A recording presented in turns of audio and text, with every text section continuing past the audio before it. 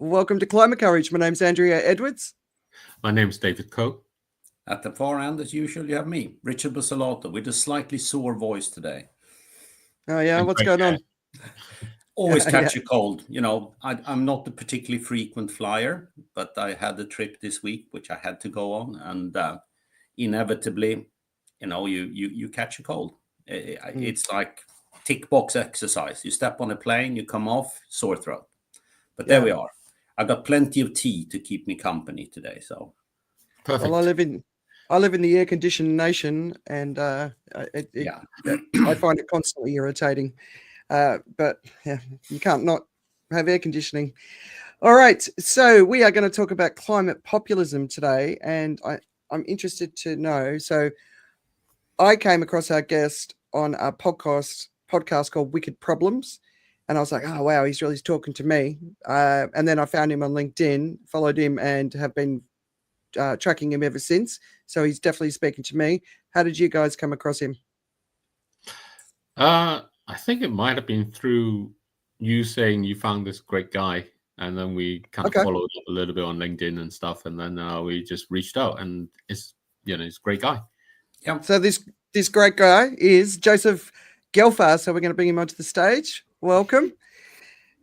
And you're in the UK, so sorry, I'm the only one representing Asia out here. But yeah, so a sustainability strategist and green jobs advocate, but also for me, someone who's out there really speaking at the level that we should all be speaking at today about where we are in the world. So welcome, and do you want to give everyone a bit of a better description of what you do and what you care about?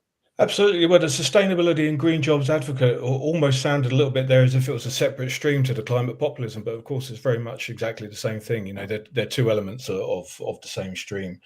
So yeah, I mean, I work in kind of mainstream corporate sustainability, which is very important, but if we're going to be intellectually honest, limited use. And one of the things that really interested me is like, okay, how can I combine my current corporate sustainability interests with my historical interests, which are more kind of traditionally leftist, my ambitions, which are not reformist and not about small incremental change, rather massive, mind-blowing, revolutionary change. How can I start bringing these things together after a very honest assessment of, the theories of change in the sustainability scene, which are pretty much useless. And that's what brought me to climate populism, which we're going to be talking about today. Nice one. All right. Yeah, it's summed up. Yeah, exactly. And it's that big picture perspective that got me for sure. All right. So what we usually do is, we're going to do this week because Joseph's got a couple of hours, is we're going to start with the news, and I'm going to hand it over to David because you want to talk about Amazon's carbon credits sort of new program and what it means. Yeah, absolutely. So in the week, Amazon, this is the Amazon, not the jungle Amazon, as in the former bookshop, and now kind of virtual computing giant. The two sides to this, but the basic thing is there's this report that came out about how it's getting all its retailers, the people who sell on Amazon and stuff, and all of its people in supply chain and stuff, to buy carbon credit from it, basically. And he has joined up with this company called 1.5. Sounds brilliant, 1.5. You dig a little bit into this and you realize this is part of this kind of climate oligarch, in some sense, that's growing along, that's in a sense dominating and actually making things worse. So 1.5 is wholly owned by Occidental Petroleum, so this oil company. And when you buy carbon credits from it, what it does is it gets carbon credit by direct air capture. Leave out all the parts about whether the energetics actually work for direct capture, air capture, and all those things that people argue about, but take the consequence of what happens to your money when you do that. So you go and you buy your carbon credit, and Occidental actually, or 1.5 goes and captures it, but 1.5 then sells it to Occidental, the carbon, basically. So Occidental gets it for free, essentially. And under a US tax credit for carbon, 45Q, it gets paid for doing that. And it gets paid if it uses it to enhance oil recovery. gets paid quite a lot, anything from like $16 to $100, depending on whether you employ people in doing so at kind of good wages, as it were. So it essentially gets paid to go and recover oil back out. Then, being the geek that I am, I did some kind of researching and calculations and stuff. And it turns out that you can actually extract like 3 barrels of oil, 2 to 3 barrels of oil out of 1 ton of carbon, which ends up emitting, when you burn it, about 1.5. And you think, that's kind of interesting. That's terrible, because you're actually emitting more out than you're actually capturing. So the carbon numbers don't work. But then this other piece of news caught me, which is quite terrifying. This natural gas hub in Waha in Texas, which has pipelines over to the west coast of America that then gets shipped out to Asia, essentially, liquefied, and they're building up more terminals in the west coast of America. Actually, it's in Mexico. That's where those terminals are. So if you think of Texas going to the west, you get into Mexico. From Mexico, you cross the Pacific, you get into all the developing kind of economies in Asia, in those parts of the world. And this hub in Waha, the price for natural gas has got negative again.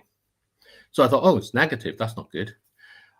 Except that actually it was like negative 49 times last year. And that basically means you can't give it away. If you work out the price for an energy equivalent of a barrel of oil, you get given $40 to take the stuff off their hands. Now, if it needs to go down that far to be able to see if you can get someone in, it means that most of it, what you're going to do, you're going to pump it out. Because the natural gas is not the product, it's the byproduct of the oil extraction. So this stuff is the stuff they don't want. They're going to make money from the oil that they sell for a positive price where someone pay them for it. This stuff is just chucked out. When you look at the amount that's given out, and this is methane.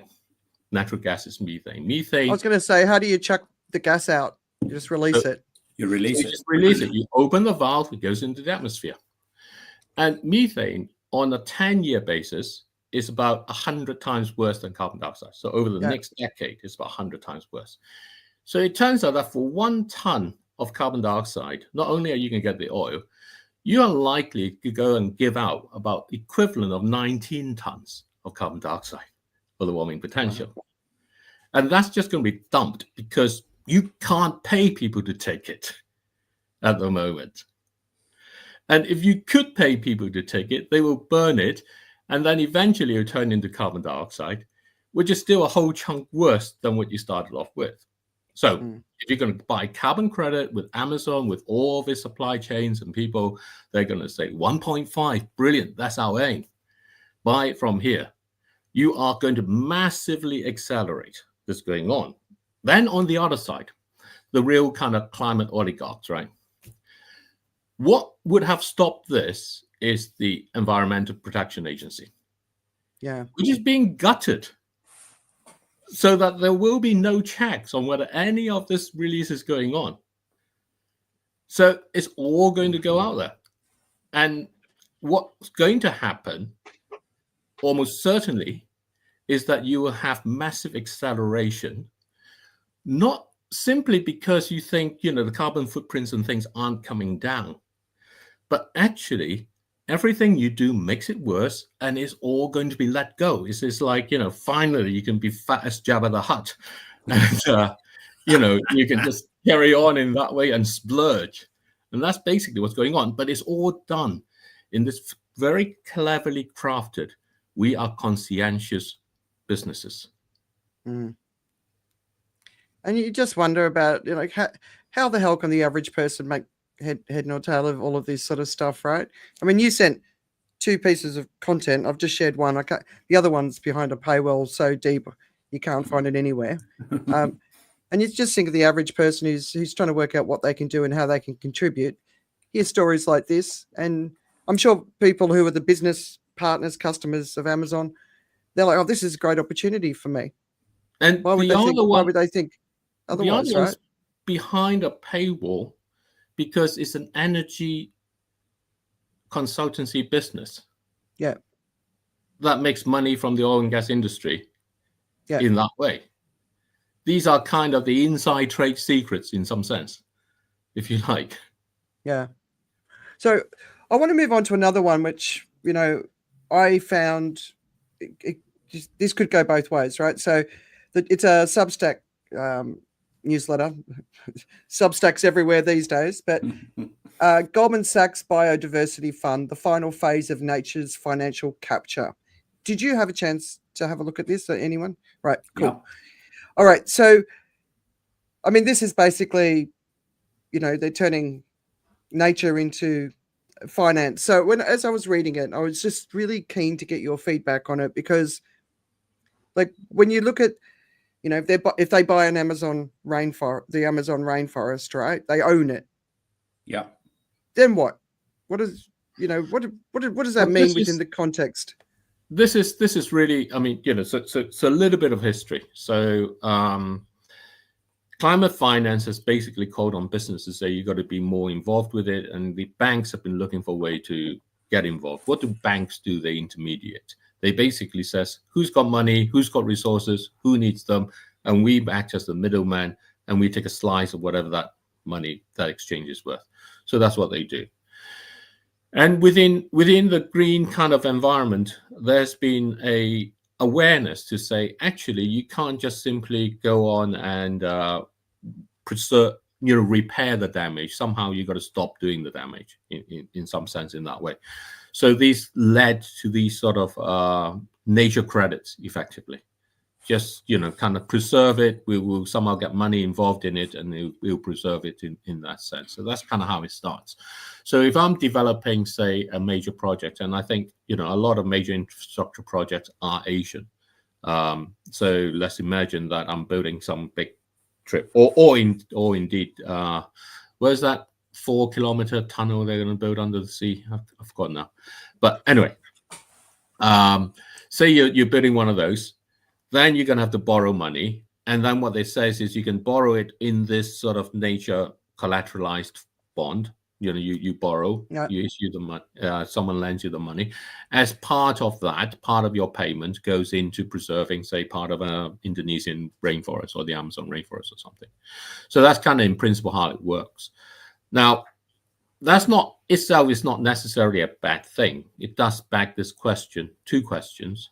The first question is, if nothing is done to stop the environment, the climate situation getting worse, your forest you're going to try and preserve is going to get attacked by migrating insects that have come from somewhere else, and new diseases that are cropped up and spread over, or simply because there's just too much or too little water, and or whatever as that may go on. So you're basically always going to be on the back foot trying to catch up with it. And all of this, what it does is encourages more things to be done. So these bonds themselves, by themselves, don't really do that. The second part is this problem. Someone owns this, and as the world's productive capacity reduces, because that's what climate change does, it makes it the planet less able to support the modern economy.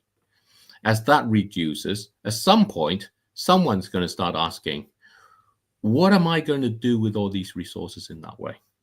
And the way I'd like to think of this is, supposing I'm really well-meaning and my wife and I don't get on and we divorce, and she gets half of the rainforest. Well, she might then go along and say, great, I'm going to sell this. So you have this ownership problem. At the end of the day, if it isn't made to belong back to nature, then you end up with it essentially as private property. And as private property, you're hoping that you don't actually get. You're hoping that whoever owns it is always going to be okay. It's always going to be good. Right. Eventually, it won't. So that's kind of a failure in these structures. There are two main failures. The immediate one, which is you're still not stopping the climate from getting worse. In fact, you're accelerating it. And there's no limit to how far it will go.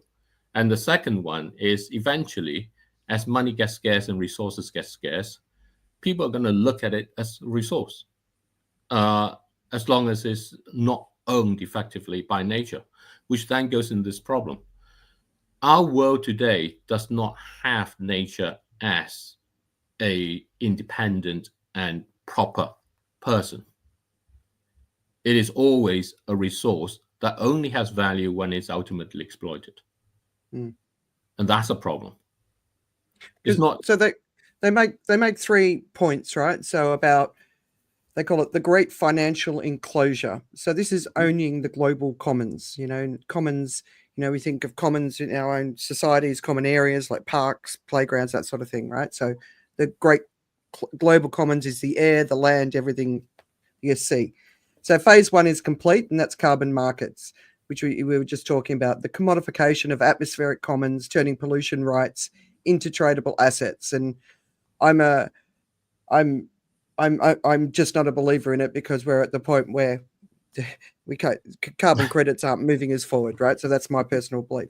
Phase 2, water privatization, advanced stage, the quiet accumulation of water rights and infrastructure globally. We're seeing that.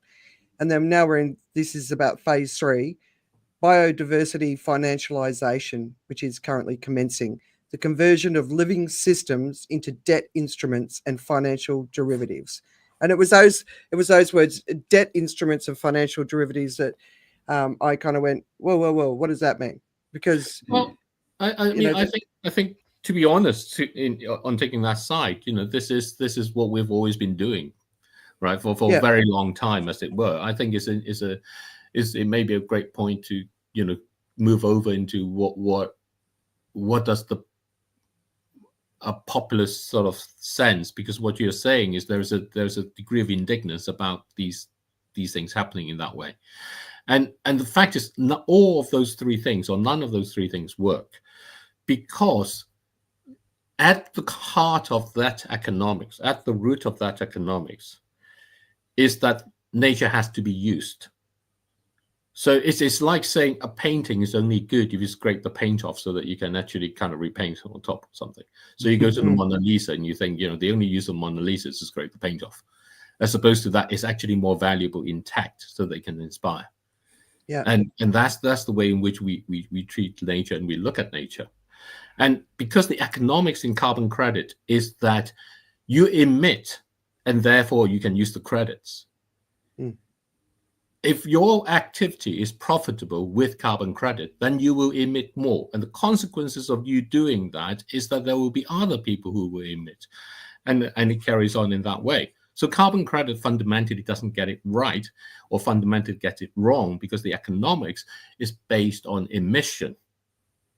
You can't stop emission by an economics that's based on emission. But it is getting money to the poorer countries that need the money to transform too, right? That's because we are thinking not imaginatively enough. Yeah. So you can with us. So we love to reach someone in Greenland to talk about this, and if anyone knows someone in Greenland, please do. So you take Norges Bank, which is one of the world's largest sovereign wealth funds. It's in Norway. The Norges belongs to Norway. It's funded itself by digging the oil and gas out of the North Sea and selling it. And then with the money, it's then go on and invest it, and it's become the world's biggest sovereign wealth fund. Greenland has one of the largest reserves of oil and gas in the world. It's decided in 21 not to dig it out. What it can do is actually go along and say to people right across the world and says, we'll be joint partners with you in these projects. You come and buy the oil and gas that's in the ground while they're in the ground without digging it out. That's our contribution to your investment. And we become joint partners in an investment so that we can actually invest in things. We'll be very selective. We invest in things that won't need the oil and gas, the ways of lives that we can have as a modern society that can do that. This is entirely no different to what Norges Bank did, except Norges Bank dug it out. Norway dug it out and then polluted the whole world with it. Here, Greenland would be inspiring the world in a completely different way of thinking how you use resources without destroying nature. It calls on you to be really imaginative about your innovations and what that means. It's just that we are not imaginative enough. We don't allow ourselves that route because we're so dominated by this received wisdom that comes from this, Amazon controlling oligarchs that says, nature economy has to be this way, in that way. That's only because it's money that talks. And everybody's going to be running scarce of money. So that it's going to use that to frighten the world into thinking, oh, we've got to keep doing it this way. Yeah, yeah. And because if you don't, the whole system falls over, right? Which it will anyway if we keep going. Which is a confusion of time. When you get a problem that you cannot solve, you open up a new dimension to a different path so that you can actually have a different path. And this is the part that Greenland would be doing. It would be saying, actually, when you do this, of course, Norway is going to keep digging it out, which is fine because that solves the present time, which is what Andrea is talking about. I need to go and feed my kids. But I need some way to get the investments into the things that are actually about that future that doesn't use it. Yeah. So, and this locks it in because you know what? This stuff is sold back to nature. When you go and pay for this, we sell it to nature. Nature mints us a coin. It's like, getting nature's currency. It purifies money. It takes the money that has been created from destroying the planet into a new form, into a new currency that's purified. Why is it purified?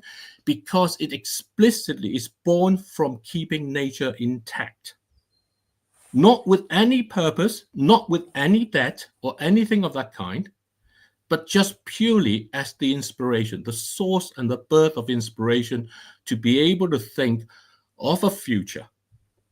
That's the difference. That's what you need to do. And of course, our economy doesn't do that. Our banks don't do that at the moment because they don't dare to be imagining. Yeah. I was watching this Rogue Heroes SAS thing. I was loving it. I was thinking, who dares win? You know what? That's the thing. You want to get to Germany, you want to get to Berlin. This is during the Second World War. They were in Africa, and they're like, my aim, I want to get to Berlin.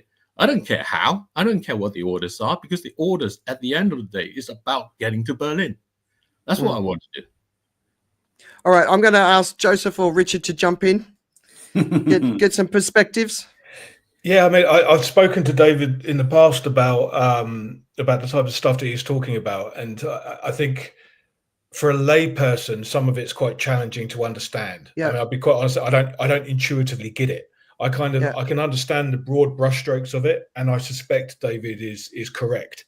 I think the challenge here is to find some way of distilling the message, and maybe David feels he's already done it, but for an economic dunce like myself, it doesn't quite land. I think that there's a communications challenge here, which I'm sure when we put some bright minds together, we can fix. But I think it's just a case of getting this message distilled down to the simplest kernel of truth that people can understand intuitively and instantly, and what it means to me. Yeah, and then once that happens, I think we'll be able to move forward, because imagination is absolutely correct, and we'll talk a little bit about that in the context of populism. But people have limited capacity to imagine. So number one, they need permission to imagine, which actually most people are rarely given. But they also need like the infrastructure and the tools to imagine, and we can deliver that. But there's something in there. I don't quite get it, but I'm sure we can get there at some point.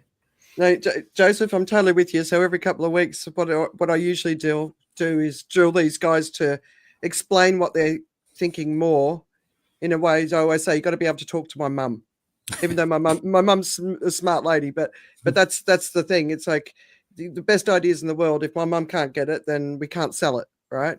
So I totally with you, and I do think it's just two different perspectives, just trying to meet in the middle.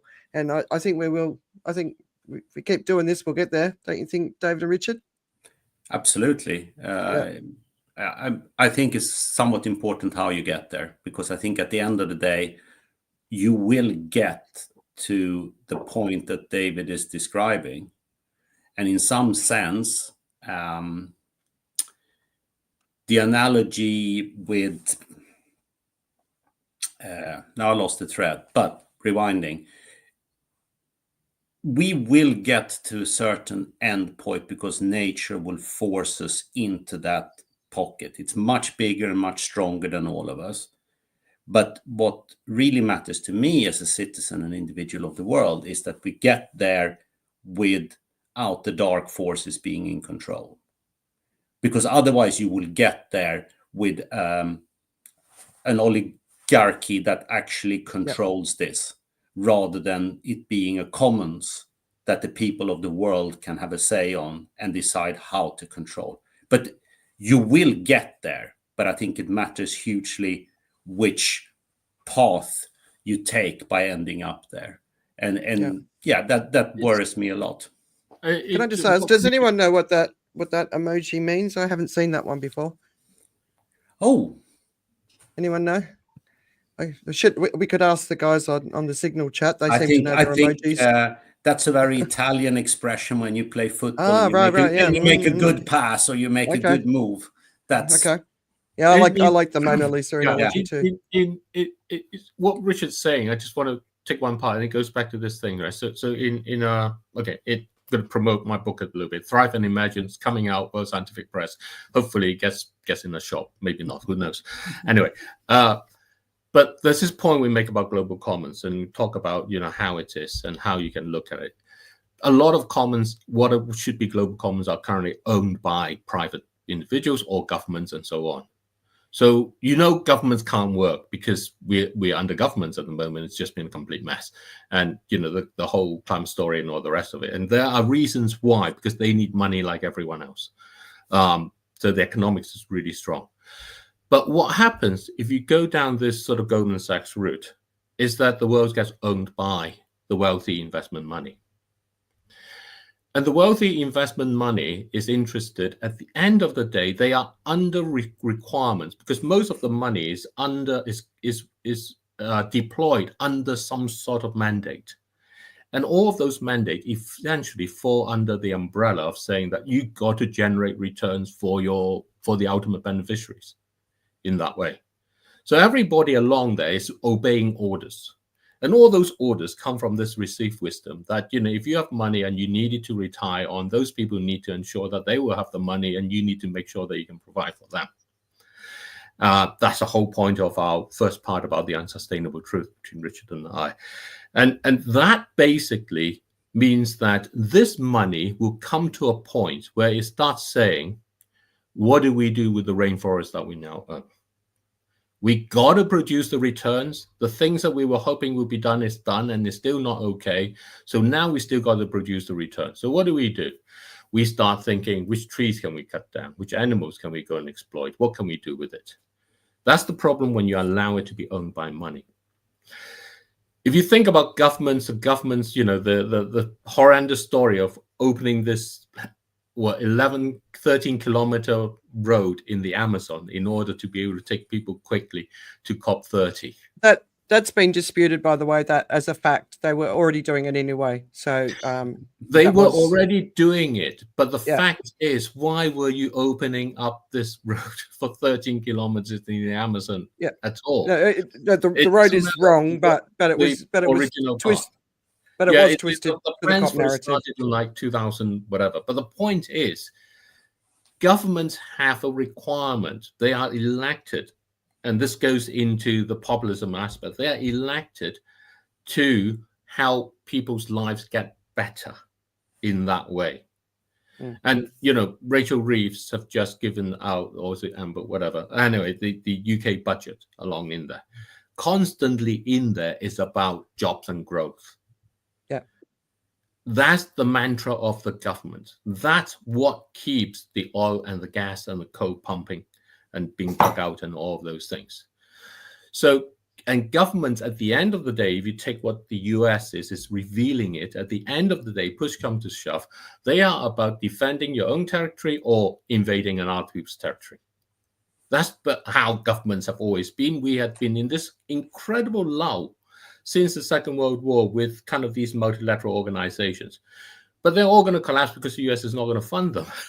And no one else is going to get ahead and fund them because they're all spending their budgets onto defense.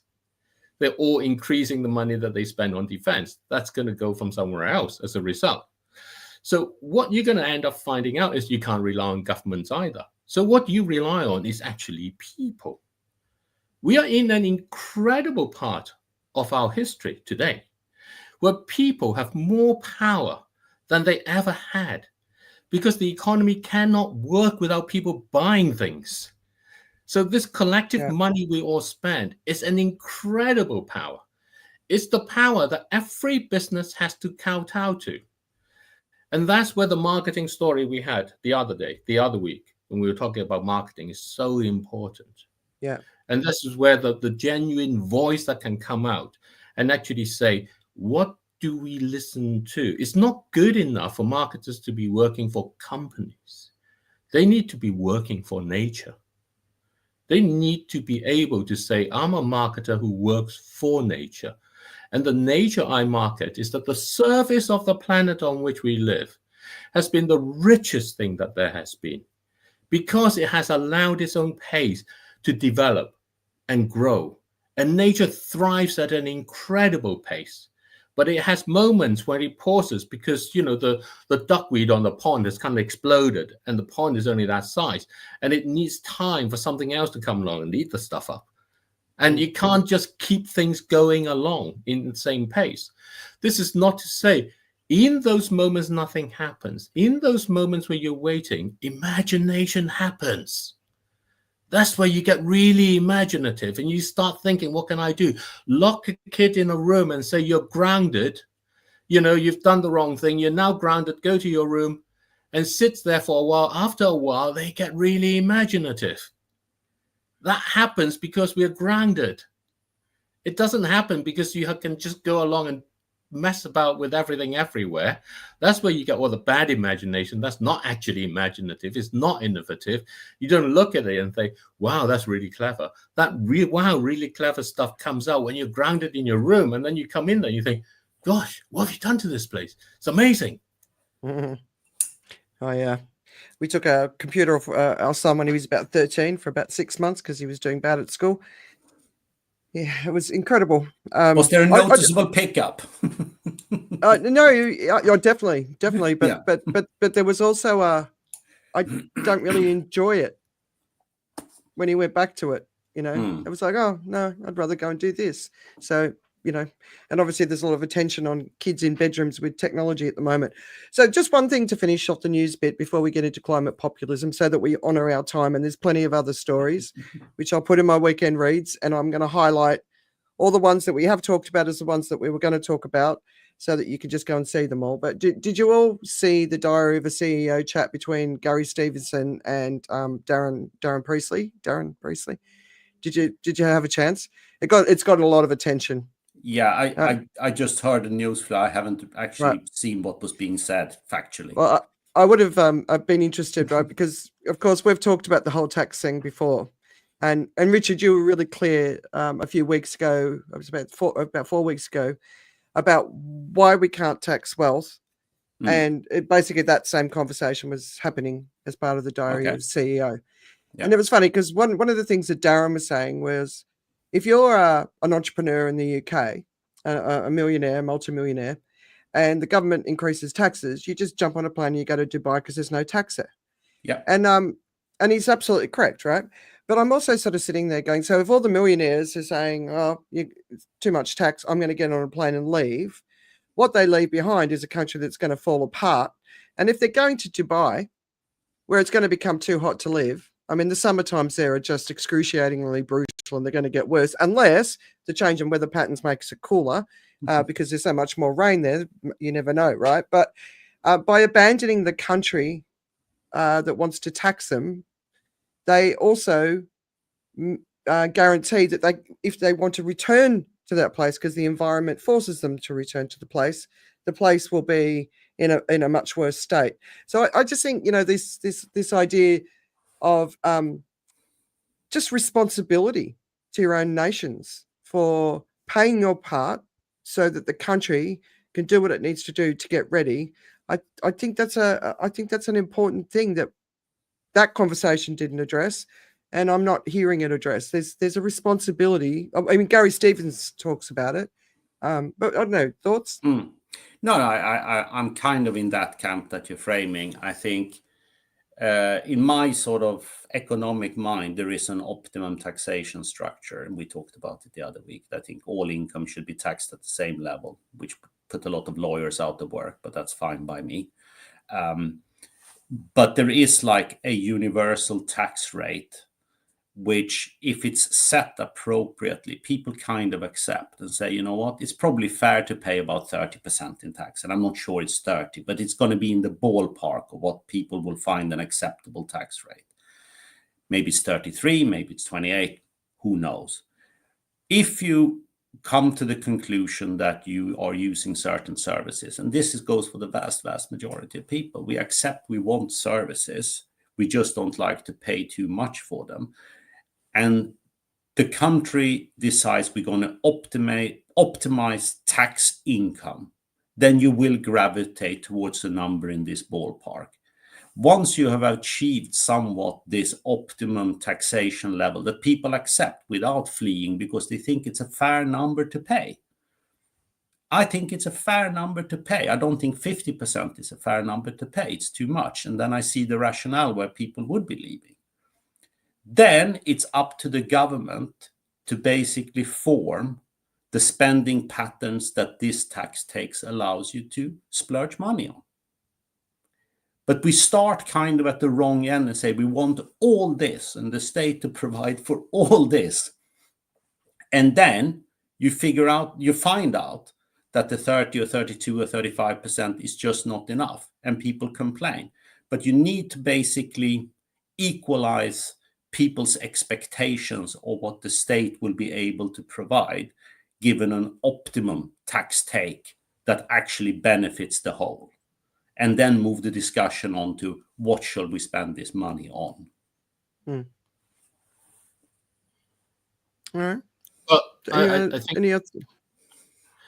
you know, one thing that came again out of this week that I did. So a lot of the things that I find are kind of multi-step things, and that's part of kind of, you know, my background, right? You know, I did academic research, I was studying physics, and I then worked into kind of finance and kind of deploy those kind of skills along there and so on. So I tend to look through in multiple steps of saying, well, what happens if you had that? Well, what does that actually mean? And you go on through. So one of those things that came up this week was complete shock to me. If you look at wealth distribution and taxation and all the rest of it, and the whole idea of taxing the rich is because they're this tail. You know, the distribution sort of has poor people, and there might be a lump of poor people who are in poverty, and then it increases. More people with kind of middling wealth, and they kind of support that middle class. And as you go on through, there are fewer and fewer. Those are sort of the aristocratic rich, and they get really rich, but they have this long tail that goes on out there. Mm-hmm. So that's the normal distribution that you have, the usual distribution that you have. Consumer confidence number came out in the US. This is about how good we feel, how good household feels about the ability for them to go around buying things that they need and all the rest of it. And it dropped. It dropped more than people expected, which is what you think. Trump's been sacking people. So, you know, you expect consumer confidence to go down. But the expectation of the future has collapsed even further to the lowest level since 2013 or something. So this is a major drop in expectations. But then the numbers, when you drill into it, what is said is households with income above $125,000 are unaffected. They feel good. So I thought, okay, well, that's the super rich, you know, they go out there and so on. So I looked up what the household distribution looks like, this sort of shape that should look like that. $125, they start picking up. As you go above $125, you got more households with more money. When you go to 150, there are more households at 150 than there are at 125. When you go to 200,000, there are more households earning 200,000 than there are 150, and there are more 150 than they're earning 125. So it peaks up again. You've got this entirely new distribution. That's a new thing. That group makes up 27% of all households. In the US? In the US, but it's also going to be replicated around similarly in the UK and other things.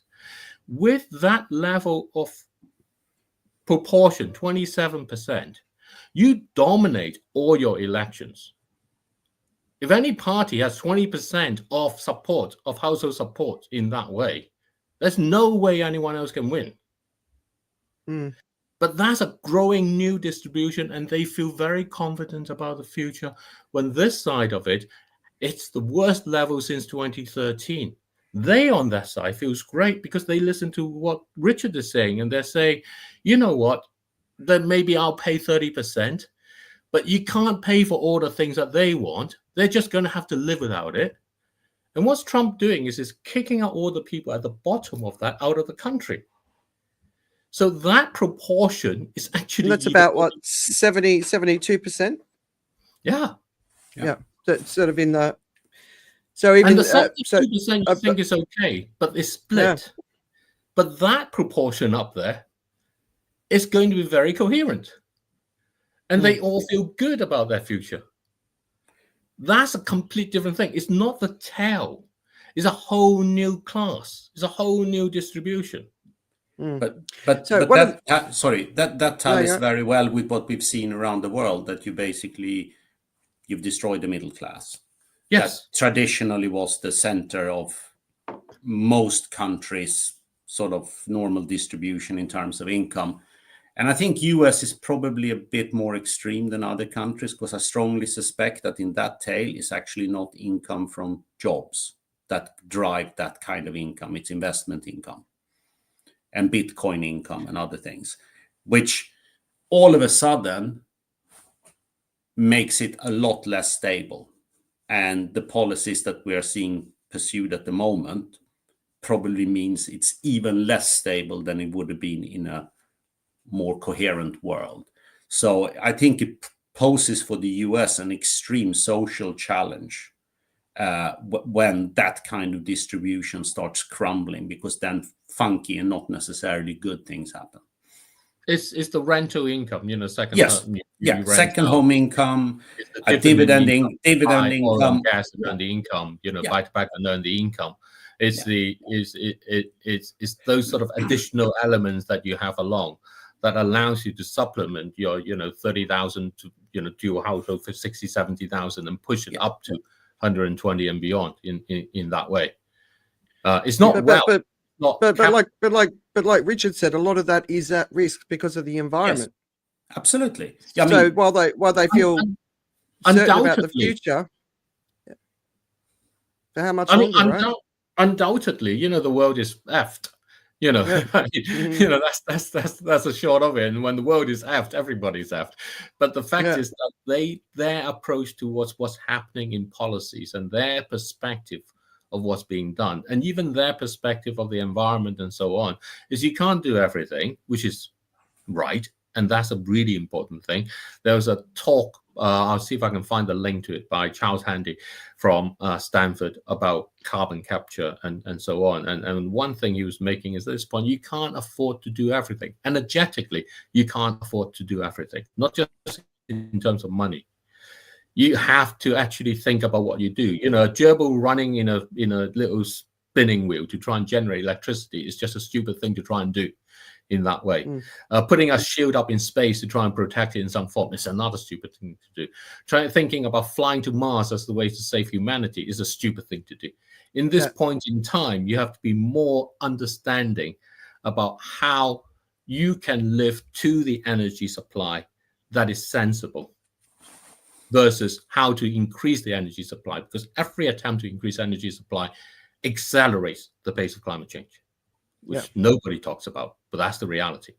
But the fact is, I was just going to ask Joseph if he wanted to jump in with any thoughts. I don't want him to feel like he can't get a word in. Well, actually, I might hang this over, because I think, the kind of wealth tax, money redistribution, and the economics behind change for climate populism is a significant part of the discussion. So we might kind of put that sequentially a little bit later, I think. Yeah. All right. Perfect. All I want to say is, someone who's been in the global south, traveled the whole region, practically. When you go to a city, have you guys been to Mumbai? No. Yeah. The level of security, these enormous metal bollards that sort of come up, and the security checks just to go into a hotel, right? Gated communities.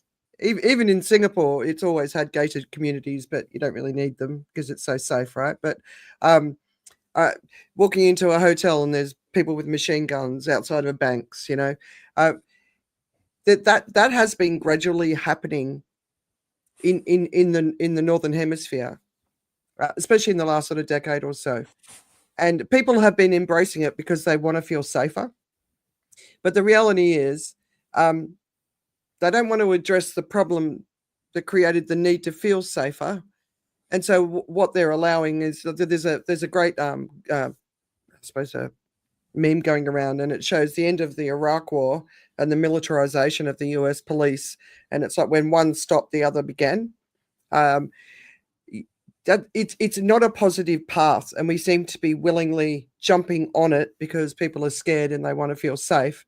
And as climate breakdown continues, I don't think that people are quite appreciating what that means. And that goes back to other conversations we've had about there's a lot of short-term thinking in the mix. So those people who feel safe with their wealth and optimistic about the future, are they really paying attention? Doesn't sound like it, especially if they're living in somewhere like Florida or Texas or New Orleans or, so I don't know, it's kind of, there's so much being missed, I think in their defense,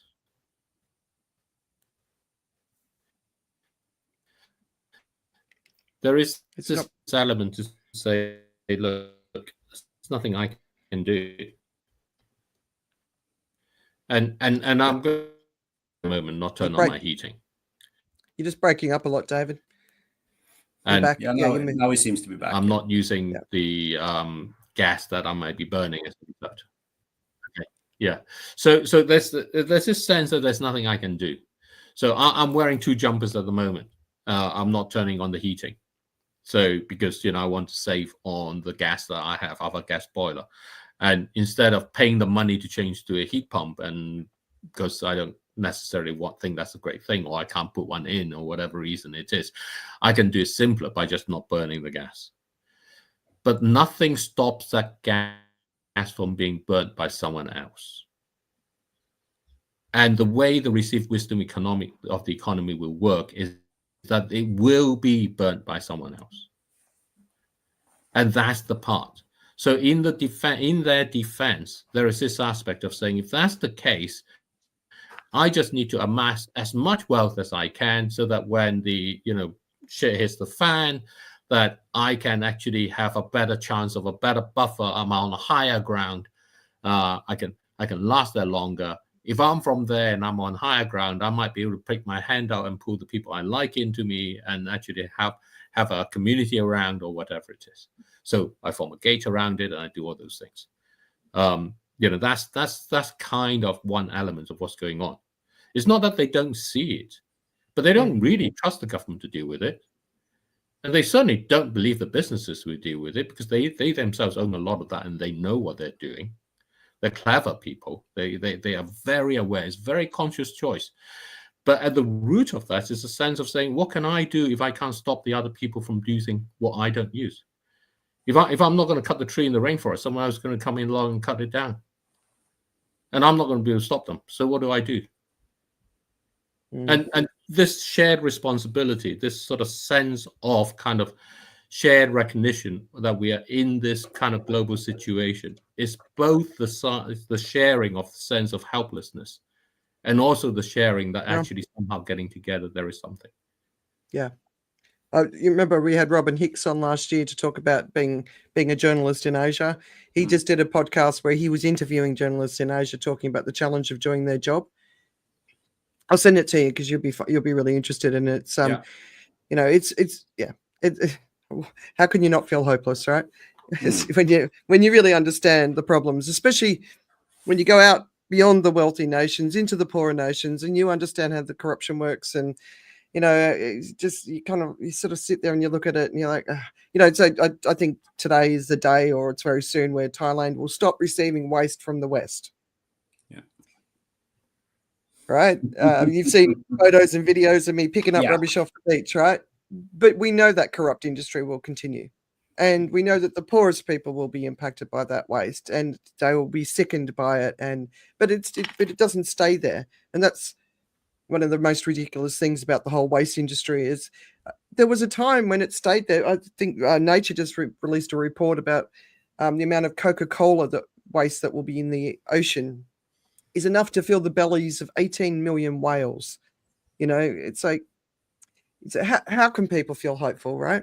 And I think that's a good time to move on to climate populism. And so everyone's talking about climate populism, and I think it's great that we are, but I want to give you the definition of populism, and then I'm going to hand it over to Joseph. So it's a political program or movement that champions or claims to champion the common person, usually by contrast with a real or perceived elite or establishment.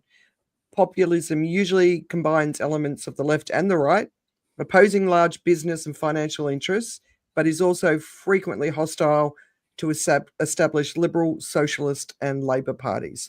So that just gives you a definition. And I'm going to hand it over to Joseph to introduce us to the concept of climate populism based on his definition. All right, cheers. So maybe a quick caveat, right? So this is a conversation, it's a meta conversation about climate populism, right? So it's going to sound quite technical. So I think it's quite important at the start to understand that when climate populism manifests in society, it's going to look different. It's not going to be a political science discussion. It's not going to have the word climate in it. It's not going to have the word populism in it. And it will look quite different. So if you're not kind of feeling the climate populist vibe in this discussion, that's why.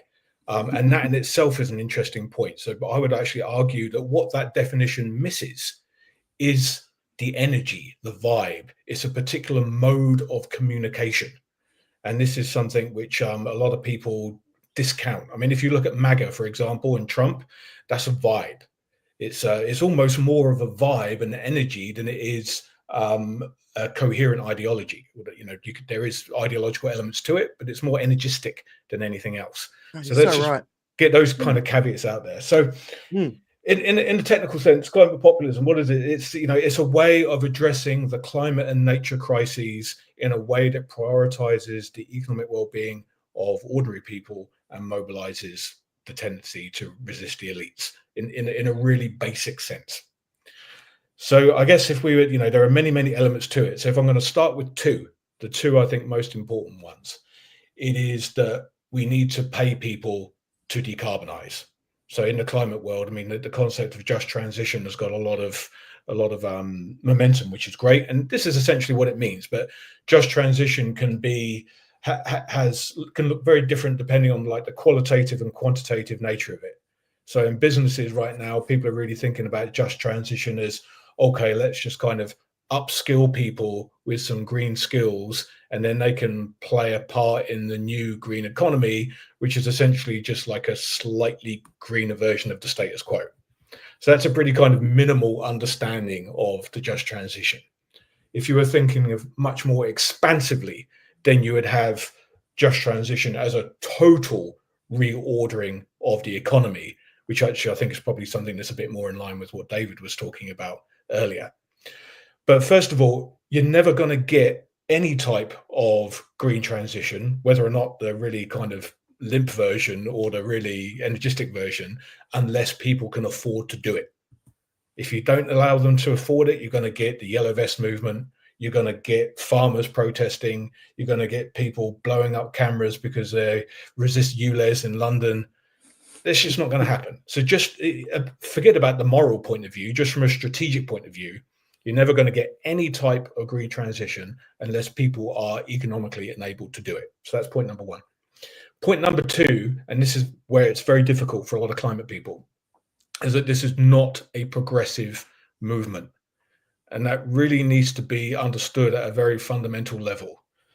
This is a post-left, right binary movement.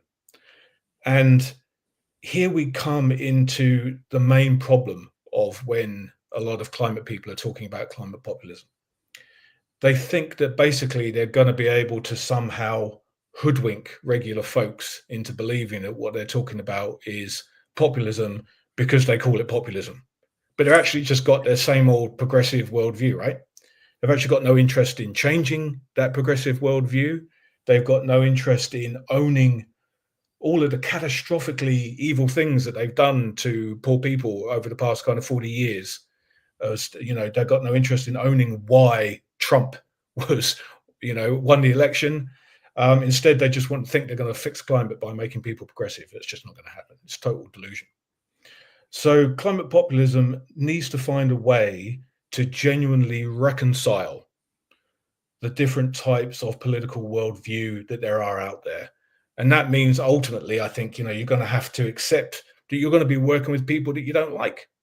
Maybe there's going to be some bad guys in the mix. Maybe there's going to be some racists in the mix. But then you've got to ask yourself a difficult question. What am I more interested in doing? Is my priority popularizing my political worldview? Or is my priority course correcting climate change? And I think the really uncomfortable truth that we find in the climate movement right now, whether or not they're activists or professionals, is that by and large, the climate movement is more interested in furthering its ideology than it is course correcting climate change. And that's going to have to change. So those are my 2 points: paying people to decarbonize, being post left right. Maybe I'll leave it there. Hand back. No, so okay, so I'm totally with you, especially the paying people to decarbonize. I think that's absolutely a critical piece, right? So I'm sorry, I forgot to do this, so I'll do this so that no one feels like they're the affording to decarbonize. So I always look at everything through the lens of the global south, where I'm based. So I just want to be clear on that. We've had people who work with refugees here in Africa. We've had people from right across the region. When USAID sort of collapsed, what that did was take away a lot of funding, where, say, rather than refugees basically deforesting an entire area, they could turn up and get solar cooking facilities provided by organizations like USAID. And now, as you were talking earlier about the defense industry as well, not just America, the UK is reducing its budget. USAID is also, or it might even be another part, they're reducing or stopping their contributions to Indonesia to progress beyond coal. So one of the bigger challenges that I find with this whole piece is, so first of all, people in the global south are much more connected to the roots of being able to live sustainably, grow their own food, fish, all that sort of stuff, because they're not that far away from it. So on one side, that is true.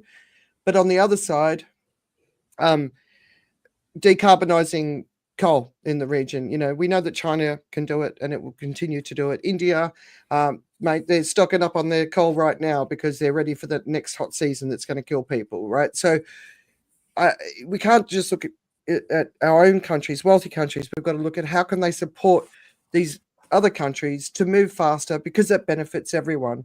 And there seems to be this massive pushback against that. So that's one of my issues with that. So I don't know, do you want to talk about that?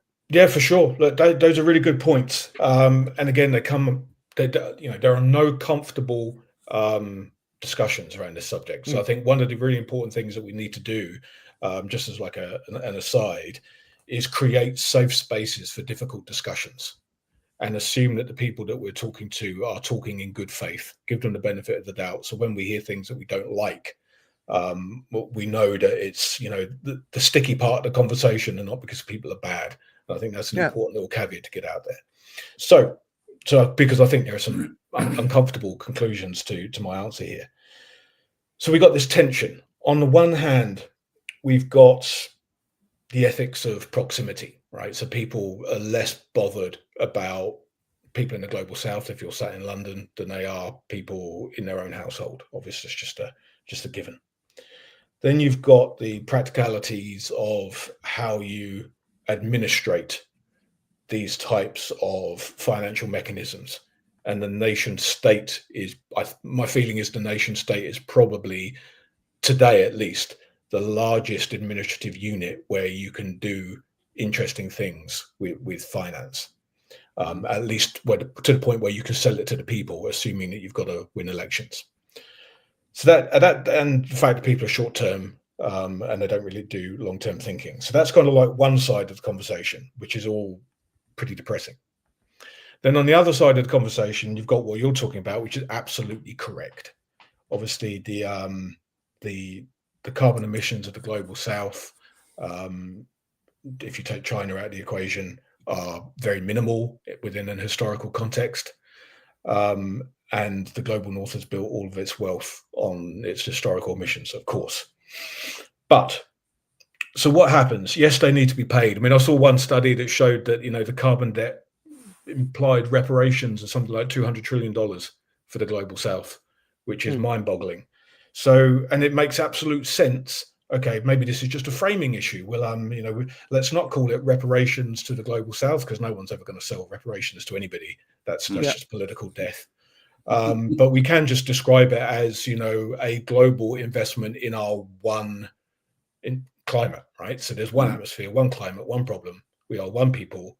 We're not giving the global south anything. We're just investing in our needs. So you could argue that that's like just a framing problem.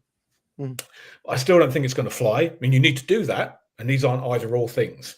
But I think there's probably a sequential issue here. I think, first of all, you need to make people feel better about today before they can feel better about tomorrow. People don't even have the mental bandwidth to think about tomorrow if they're trying to survive today.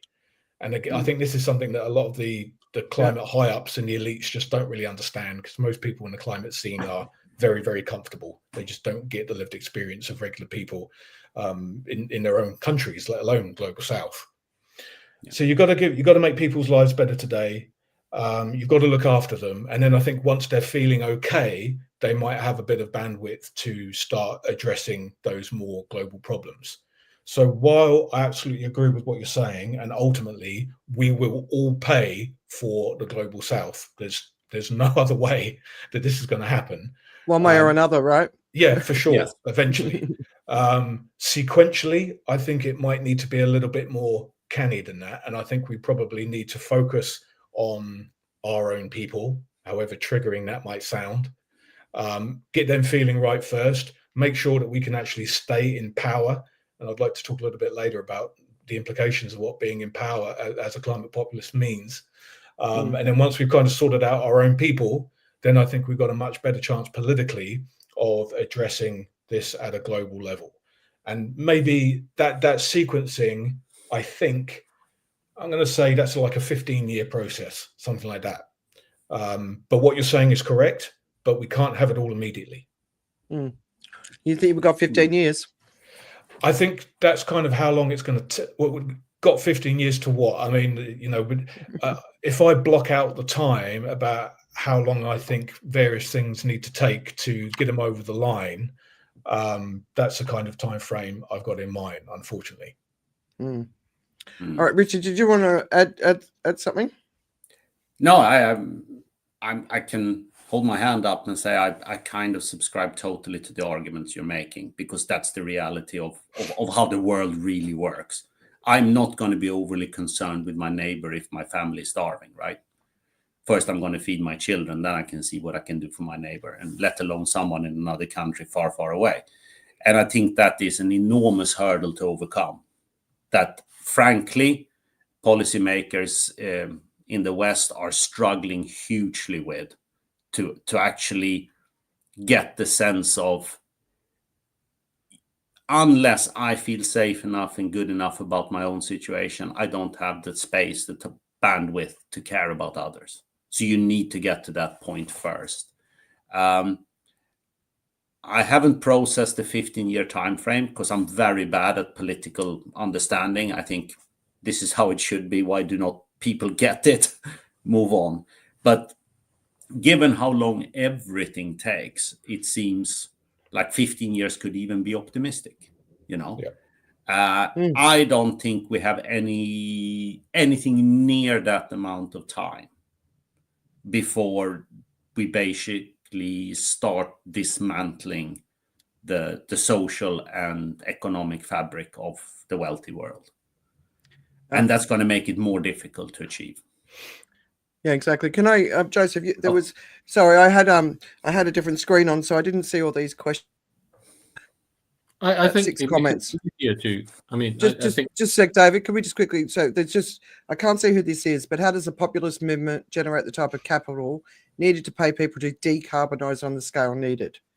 Yeah, I'm happy to talk to that, and maybe answer Richard's point about the timeline as well, because these things kind of go together. So first of all, I think we need to kind of just take a little step back and look at theories of change. So one of the failures on the left that has gone back forever is that people demand change. I live in Hackney in London. There's a poster up on the wall for the We Demand Change meeting with a bunch of people like Jeremy Corbyn and Varoufakis and a bunch of other people that's taking place just down the road tomorrow, in fact. Wow. And these guys have been demanding change for their whole lives, right? And, as have most of progressives. And then I was going back to think about the Occupy movement, who demanded change, and we, occupied spaces all around the world. And then people, just waited people out. They just waited for them to go home. You can demand change all you like. It just makes no difference, right? Or nothing substantial. So you've actually got to take power. And this is something which worries people, because, climate populism to me it's not a campaign. It's not even a movement. It is ultimately a political party. It is an electoral drive that needs to take power, because those in power do not do anything useful unless it fits their agenda. So the people in power at the moment are never, let's not beat around the bush, they are never going to do what is necessary to that group of people. So they've got to go. So the only way that you're not going to change their minds, you've got to get rid of them one way or another. So the only way you're going to get rid of them, unless you're going to have an armed coup, which I don't really subscribe to. Well, I don't kind of fetishize democracy. I'm not one of those types either. But I do assume that we've got to win an election, right? So this is where, unfortunately, you get to the time frame.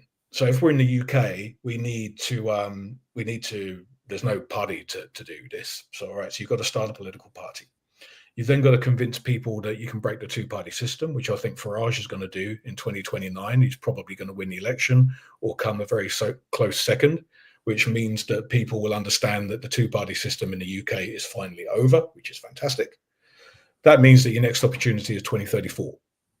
So 2034, I think, is a reasonable chance to get a climate populist government into the UK. If you were looking in the US, you're going to have somebody who co-opts the Democrats in the same way that Trump co-opted the Republicans, because the system works a little bit different there. But there's no way that you're going to get a climate populist movement up in time to do that. So you need to throw out a leader, and then that leader would then need to be able to overtake the Democrat Party, which is not going to happen by 2028. So that puts you into 2032. So you've either got 2032 or 2032 or 2034 when you're in power. Only then can you actually start implementing changes. That's why I'm kind of thinking 15 years to actually be able to try and sort your own people out and then move over. But the issue of payment, this is pretty wild. Okay, so there's a range of options that you can use here, and I'm kind of agnostic. I'm just kind of like putting the options out to like draw some territory out there. So first of all, the idea of a carbon fee and dividend scheme is pretty commonly accepted as quite sensible. It has limitations. It's never going to pay for what we need to be done, but it's something. So some type of carbon fee and dividend scheme is in the mix. Then we've got quantitative easing, which is in the mix. The last figure I saw in the US, it was something like 7 trillion that was created for COVID. If we can cough up 7 trillion for COVID, we can cough up however much. The other issue here, and I know as economists, you guys will push back on this because I've said it before. If you look at the cost of the global debt market, which is around 300 trillion, if you look at the scale of the notional derivatives market, that's something like 600 or 700. So you've got like $2 quadrillion there. Now that stuff doesn't really exist, I accept.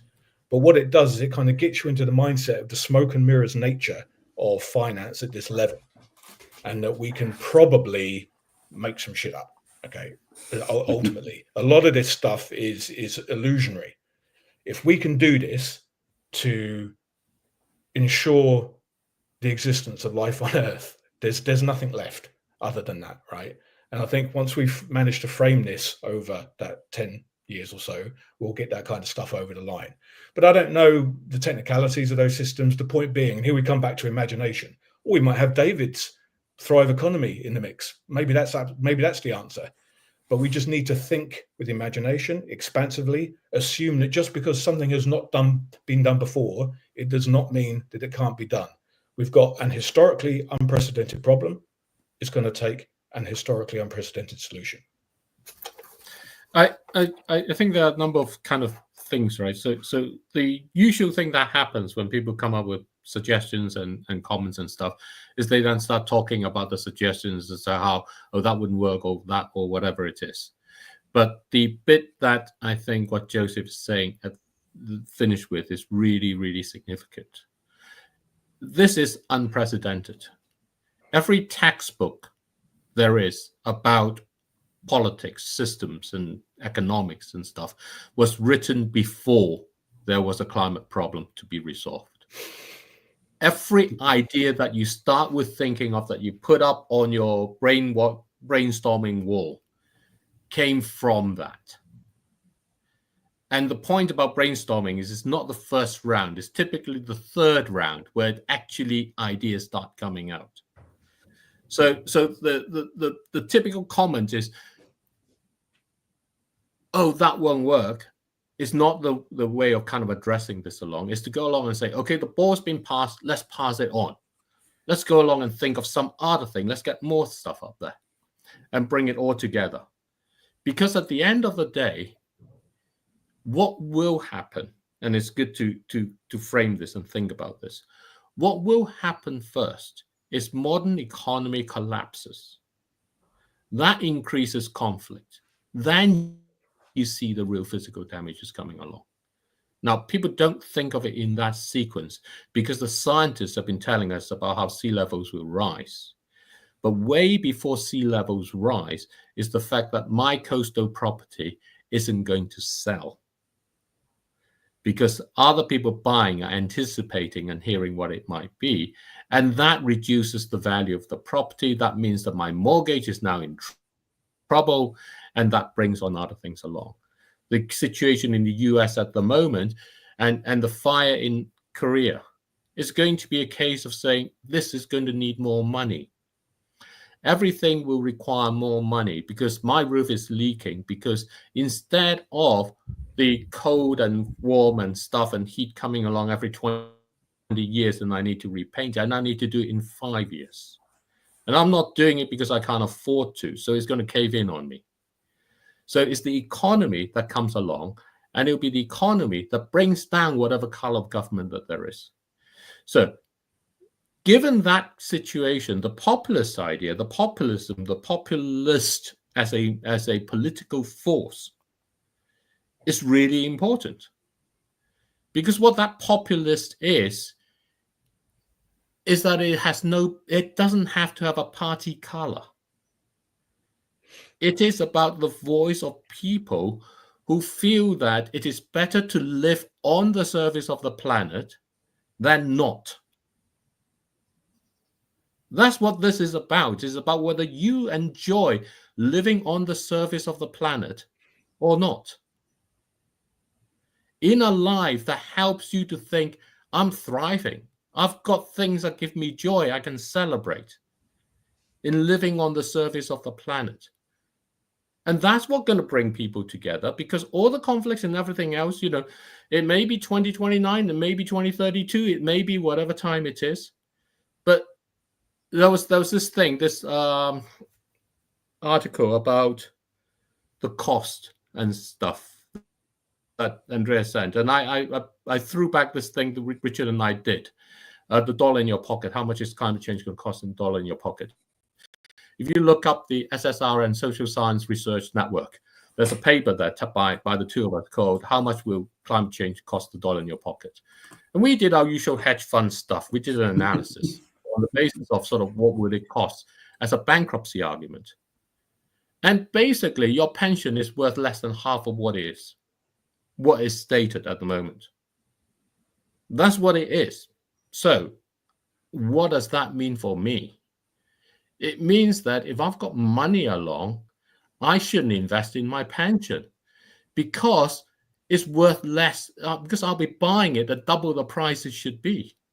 That's a stupid thing to do. Pay double something. I should be investing it. How? Well, this is where the investment to all the other people, the money for that, decarbonization term, or in our kind of language, to invest in that thrive economy would be in that way. It comes from people becoming financially aware that when they put their dollar into their pension, they are buying it at twice the price it is worth, at the most sort of optimistic estimate.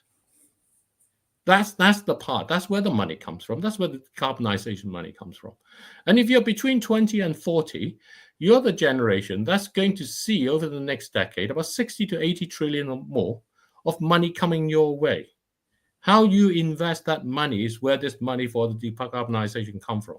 You can give it to governments and hope governments do the job they want, or you can go along, really engage with the communities in what I would rather call the beautiful South rather than the global South. Don't go to a university in Harvard, forget about that fee because it's not worth it. Everything they teach you there is written from a time in 17th century, 18th century. The whole perspective there is about how we are the dominant ones and we will fix the world. No, there are 8 billion other people out there who are going to fix it with you. That's where you need to spend your money with, because you need a place to go to.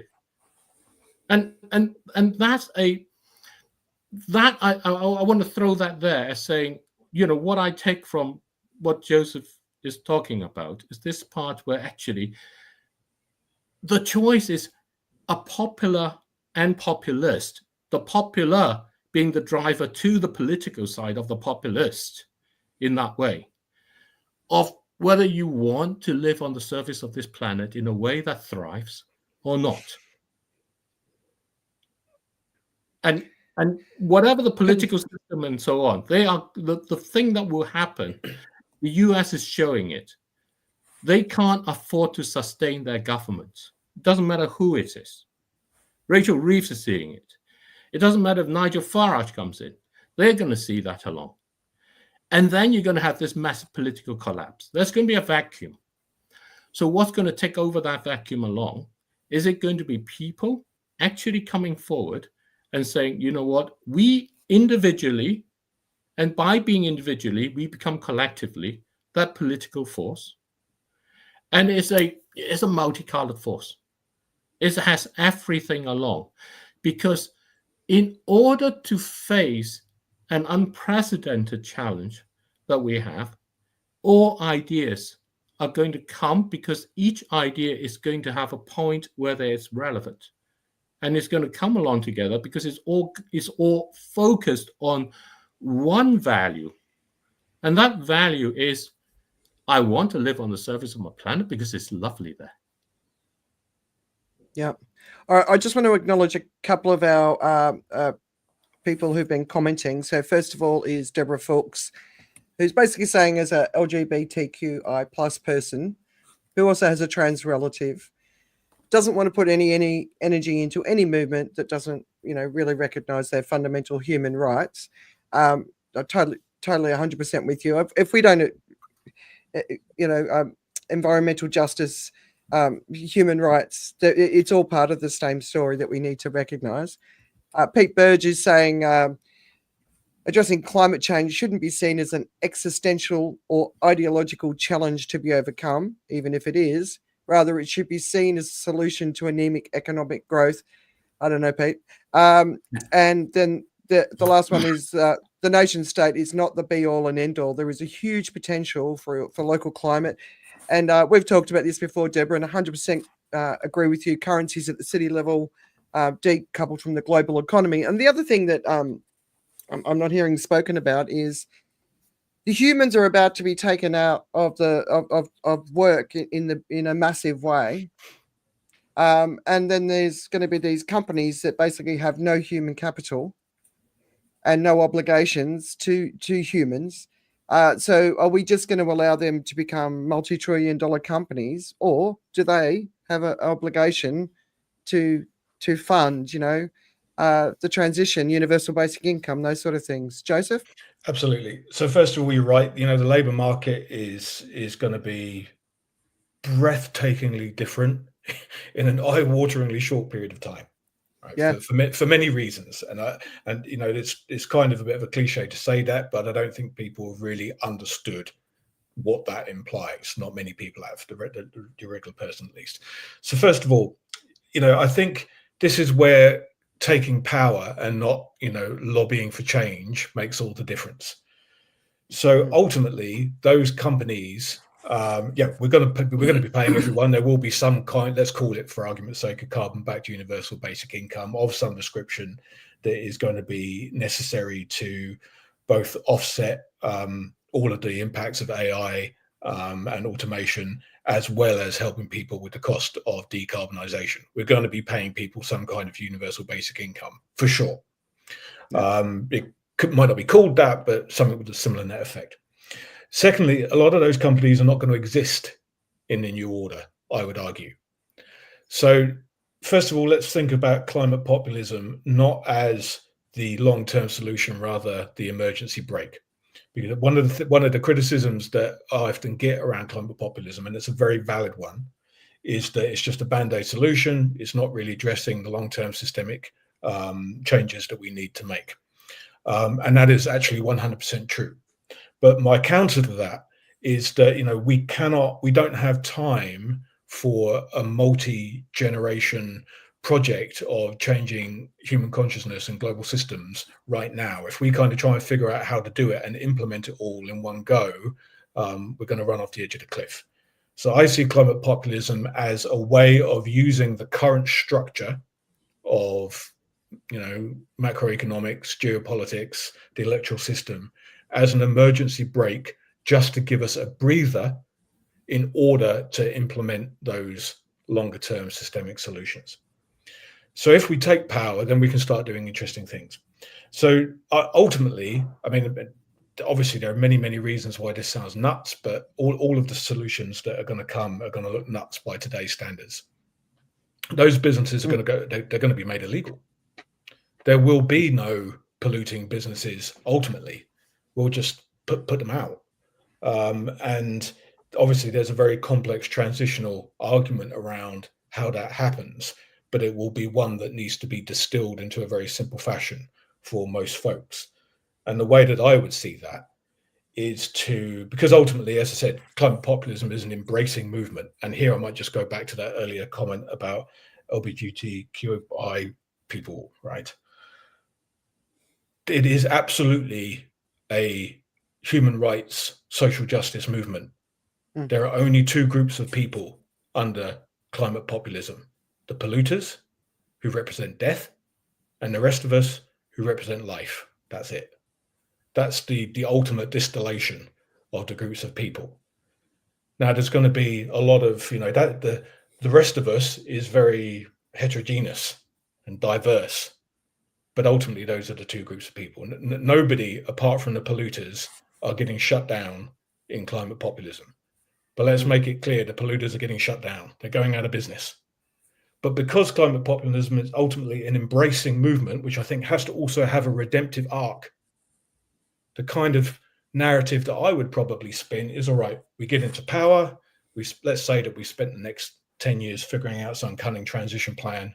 We implement it, flood the zone in exactly the way that Trump is doing right now, with this absolute tsunami of policies that radically transform the domain in a short period of time.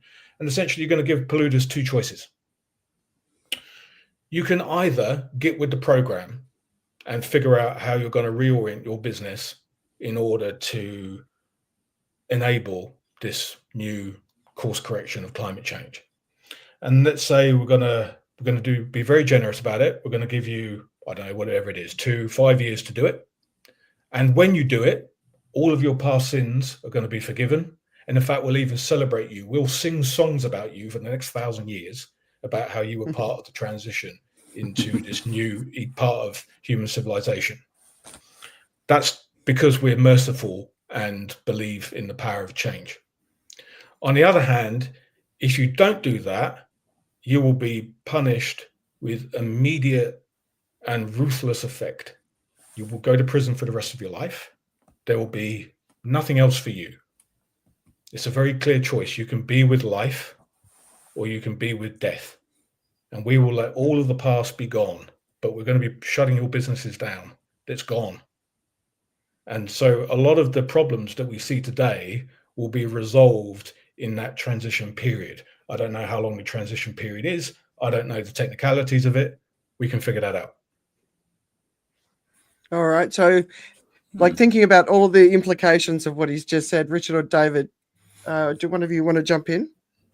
I'm thinking also there's lots of aspects to this bit. Let Richard go in, otherwise I won't stop. All right, Richard. No, I mean it's certainly, in my mind, it is part of the radical rethinking we need, right? I come from the natural position, which is I'm very skeptical of political movements, because I've never ever seen politics really generate anything substantial. It's all cosmetics. And it's possible that the climate crisis we're facing will be the kind of shock to people that actually galvanizes real political change around the world. I think you first need to go through that process where you need to break it before you can fix it. And I think the climate will do that for us. It will break it before we can start fixing it again. My natural position is always the one of essentially, the financial guy, the trader. I can always trade myself out of any bad position because I have enormous belief in my own ability to navigate the environment. And what you come to the conclusion, if you have that natural position I have, is that the climate will probably be bigger than you. In all likelihood, that's the case. So how do you go about giving me the ground where I can thrive, where I can actually continue to make money and I can continue to have a good lifestyle? Then we need to attack this, and it needs to change. But my inclination is that we will first break down everything there is before we start fixing it. And I'm not entirely sure how that will happen. It's changing on a daily basis almost. David is more in the coming off the cliff kind of belief that because the system is so leveraged at every level, any major disruption like COVID will just collapse it. While I'm more inclined to think you will get like 5 to 10 years that are really, really miserable from here for everyone. And that eventually will be the catalyst for dramatic change. Because I truly think that the economic environment that we're facing now, at the very macro level, is the worst, certainly that I have ever seen in my working career. And I'm a pretty old guy, so you're talking 35 years. This is by far the worst environment we've ever seen ahead of us. But going back as a fairly, ardent student of history and economic history, I cannot really see a modern parallel where we are this, knee deep into shite, basically. The 1930s is the obvious parallel, but that came as a falling off a cliff because we had overvaluation and overextension and too much leverage in economic systems. And then you got tremendous political drift that ended very, very badly. But I still think this is different, and it is at a bigger macro level than anything the 30s threw at us. But I really, really do think that you need to break it all down before you can build it up.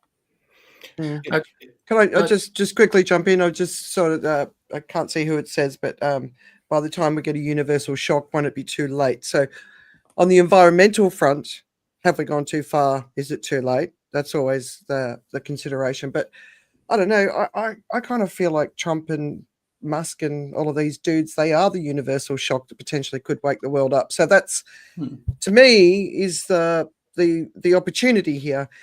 Joseph, you were talking about Farage and his party Reform winning the next UK election, which just horrifies me. You know, you guys started this nonsense with Brexit, right? And then the US followed up with the first election of Trump. It's like, come on, guys, let's wake up. I want to encourage you. I'll put it in the weekend reads. Simon Holmes a Court, a very wealthy Australian, basically really sort of got behind the independent movement in Australia, and they're putting 36 candidates forward at the next Australian election, and that's going to break the two-party system. And they've been very, very successful. So there are other options out there. We don't have to go to the extreme. There's other ones. That was my only point. But Joseph, you were going to say something. Yeah, I just kind of wanted to go off on a little bit of a tangent, because as I was, I've had the luxury of giving my little rant, and Richard had the luxury of countering that with his less ranty, but personal opinion. Here's a problem that I see, and again, working on the assumption that we're largely progressive people, both speaking and listening, is that one of the main problems that I see right now in terms of how to operationalize this type of conversation is that, progressives are, albeit pseudo-intellectual group of people who like to talk. They like to deconstruct. They like to find problems with other people's ways forward.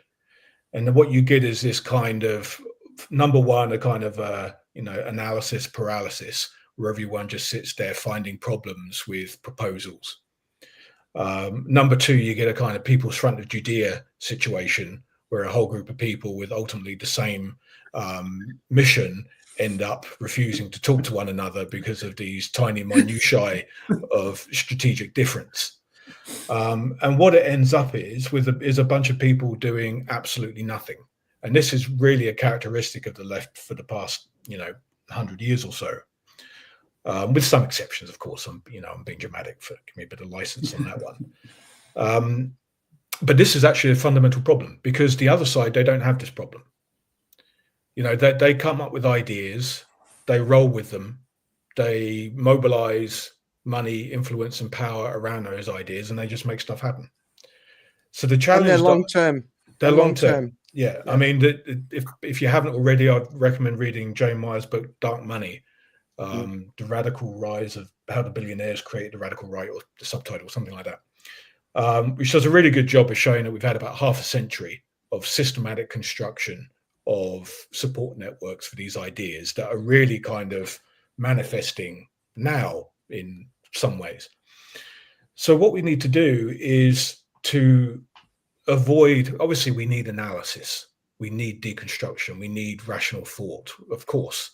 And we need a proper plan, but we can't get stuck in this problem of constantly poking holes and refusing to actually take stuff, because the reality is that something like climate populism is coming.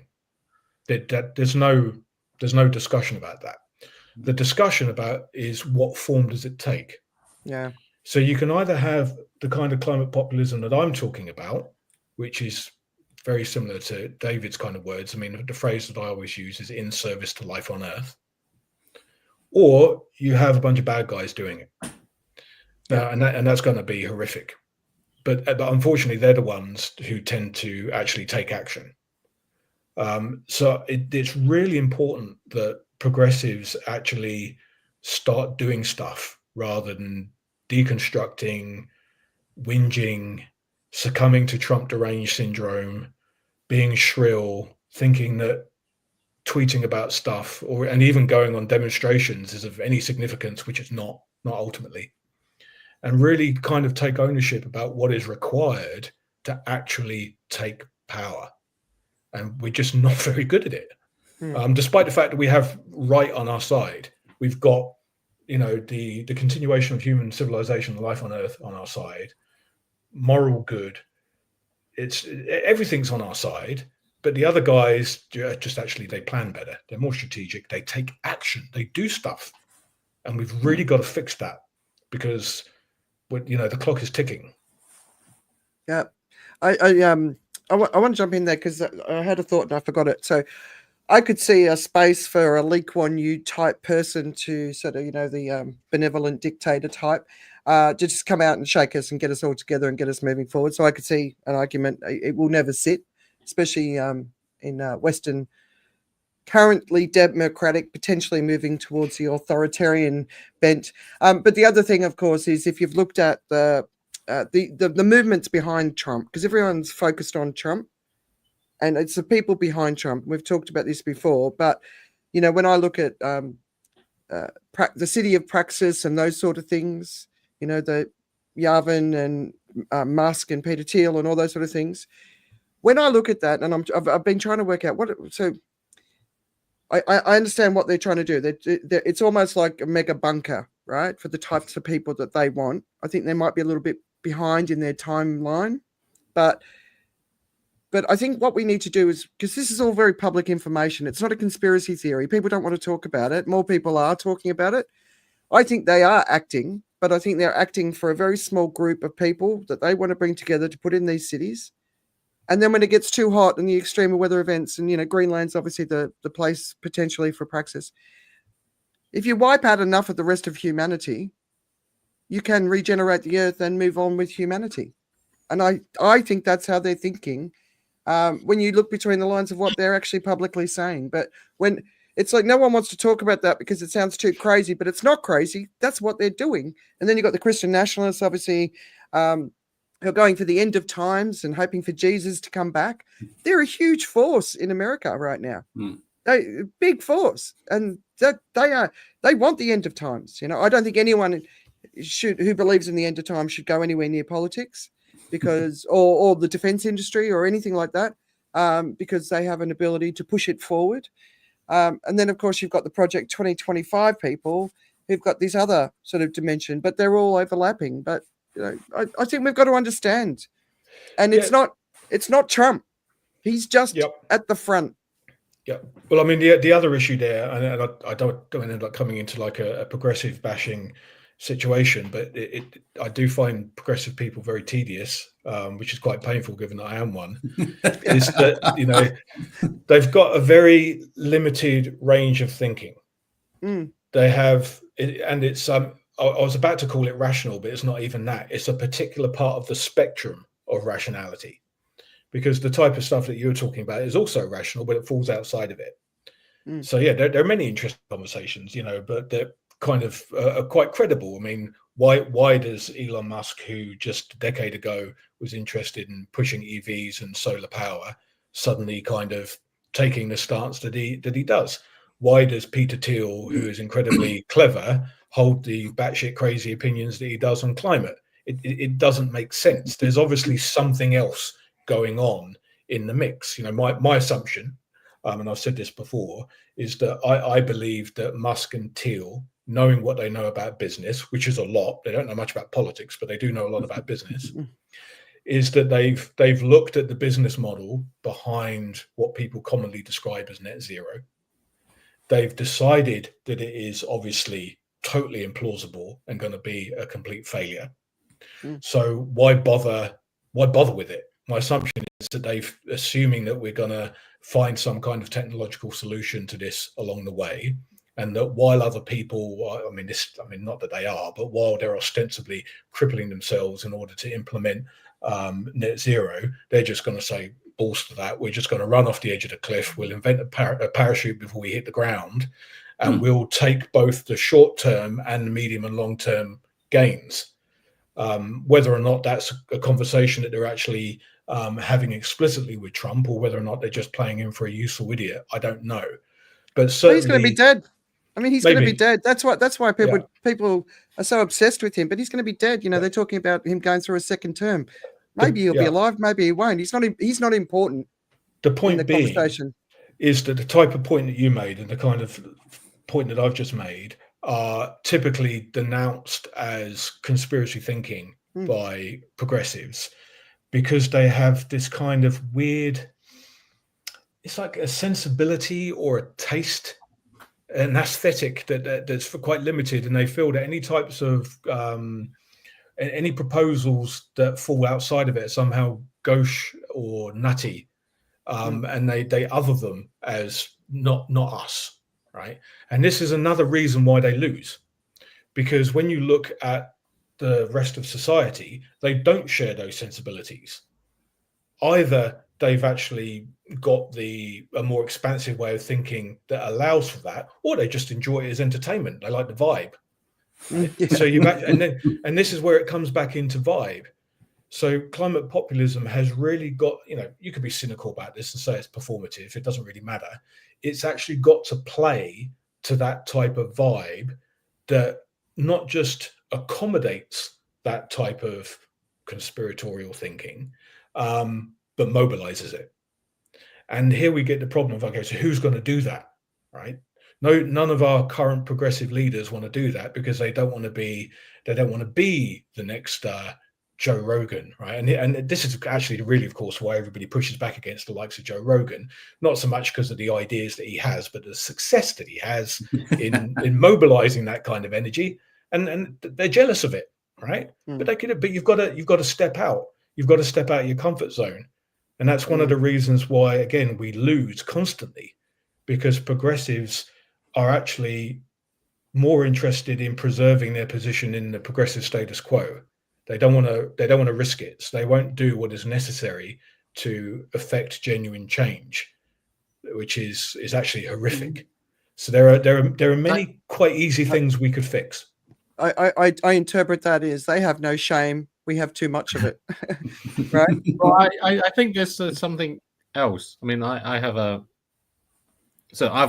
physics background, right? I spent a decade working in physics. I was before I moved over into the dark side and worked in finance. I had a research group in Oxford. I was a university lecturer there. And before that, I had this fellowship where I was able to do whatever I want, one of those kind of things. So I have this kind of physics background along with it. And one of the things that we talk about, that Richard and I increasingly, is this aspect, what we call emergent change, emergent economics. And emergence is really key. Emergence arises out of constraints. It's the way in which a natural system suddenly finds a path to a completely different state. And it does that because there are constraints, because it's unresolvable. That's how you get emergence happening. If it can be resolved, it's still like pouring liquid on the surface of a table. It just runs off. There's no need for anything to happen. There's no need for the liquid to take any shape. But if you force it, then different things happen. If you squeeze, just put a boundary on it, it takes the shape of that. But if you start squeezing the liquid, then all kinds of other properties start coming about. And that's what's happening. That's what climate change itself is going to be, that massive constraint. One of the aspects about the different types of kind of transitions you have is what's called continuous kind of transitions. And falling in love, for me, is like that. Two people, they may go out, suddenly, whoa, something's happened. Brains forming completely differently. There's a mutual connection that forms. What's needed for that sort of emergence is transparency. Is what, or maybe transparency is not the right word. Is that sort of what Joseph's talking about in that sense? Is that communications around? Is going beyond trying to say, I want to direct it in this way. That's how we learn classical mechanics. So as a physicist, you start by learning classical mechanics, which is, Newton's laws, force equals, kind of acceleration or action, reaction, and those sort of things. And that's the language we have about our politics and all of those things. So when Joseph talks about the progressives and things, they're thinking in that very classical way. If I push here, that happens there. I can think through all the complexity and that works. But our scientific and mathematical understanding develop different things. So Gödel's theorem is fundamental. It's this idea that actually complex enough, it can never be self-consistent. Whoa. I have a mathematics that says that my mathematics can never be consistent if it's complex enough. The real world is complex. It's not about it being consistent. Then you have this part about transitions and emergence that comes about. Squeeze it hard enough, things differ, amazing things happen. But what it needs to make that happen is the communications, is the engagement along. That's where the populism is going to find its strongest strength and ability to come about. that communication along. I don't have to agree with you, but if I'm communicating with you, something happens out of that. The difference between that and Trump and those kind of sides is I have to determine it. We have to agree. If not, I do that. But it's the communication itself. That's what I love about what Joseph's doing, because he's saying, let's talk about this. Let's actually get going around it, because under the constraints, something will pop up. All right. I want to, can I just, we're going to wrap up in a minute. Just let me, oh, I don't know what I just done there to my, did you, does that look different for you too? Can I just, just to finish off on that, it's just basically to say, if you don't meet with each other, you never fall in love. Yeah, good one. All right. So, I love the essential message that Joseph has given us, which is we have to take power. Right. I think that's so, it's so simple and it's so key. And if anyone takes anything away from this, we have to take power. So whether it's you, it's someone you know, wherever you are, take power. So I think that's a really, really great message. So one of the things that I've been doing lately, and this might sound a bit weird to people, but I like to put myself in people's shoes. It's my empathy sort of qualities, right? So I keep asking myself, if I was a narcissistic sociopath with world power and was the richest person on earth, and I was looking at the situation the world was in, what would I do? And I'm trying to interpret it based on what is being done, right? And so my conclusions are, well, I'd look at the situation and I'd hear the scientists saying the maximum carrying capacity for humans based on how we live is about 1 billion people. So we've got to wipe out 7 billion people.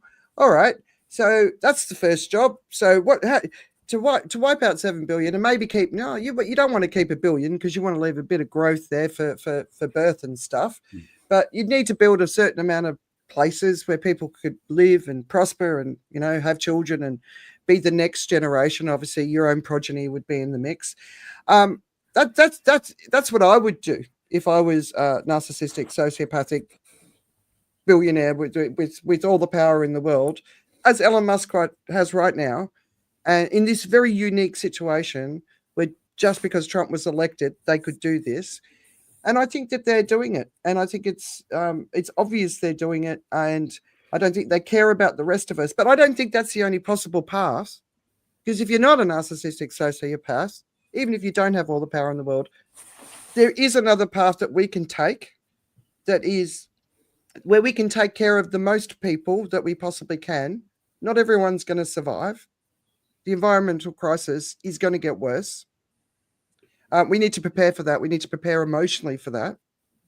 But I think there is a part. So, but I think the point is we've got to claim power, and we've got to do it in a way that's never been done before. So I'm going to hand it back to Joseph and just wrap it up, because I know you've got to get off.